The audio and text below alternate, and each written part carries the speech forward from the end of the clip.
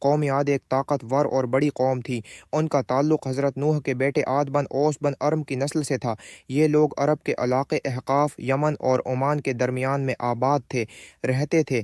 اللہ نے ان کو جسمانی طاقت، لمبی عمریں اور باغات عطا کیے تھے۔ ان کے پاس بڑے بڑے محل، باغات اور کھیتیاں تھیں۔ وہ پہاڑوں کو تراش کر گھر بناتے تھے۔ قرآن کہتا ہے، وہ کیا تم دیکھتے نہیں کہ تمہارے رب نے عاد کے ساتھ کیا کیا؟ وہ قوم کی جیسے پیدا کی گئی ویسی کوئی اور قوم زمین میں پیدا نہ کی گئی۔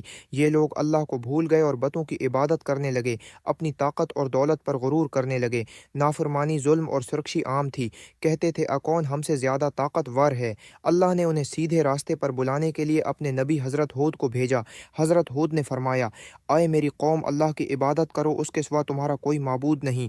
لیکن قوم عاد نے ان کی بات نہ مانی اور ان کا مذاق اڑایا۔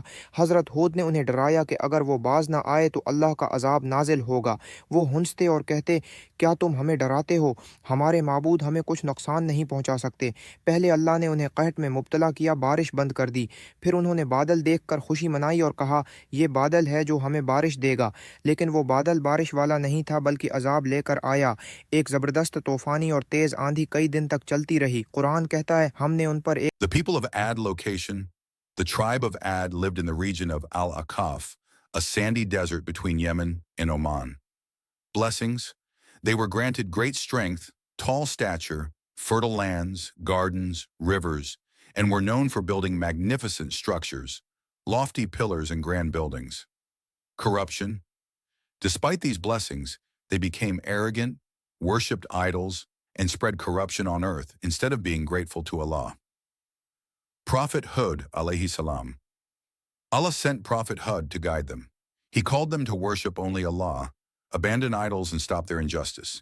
His message was simple: fear Allah, obey me, and He will bless you with rain and strength. But most of Ad rejected him. They mocked him, accused him of being foolish, and insisted that their power made them invincible. The punishment. A drought first struck their land as a warning. When they still refused to repent, a dark cloud appeared. They thought it would bring rain. Instead, it unleashed a violent, icy wind, Risarsar Atiyah, that raged for 7 nights and 8 days. The storm uprooted them and left their bodies scattered like hollow trunks of palm trees. Only Hud and the believers were saved.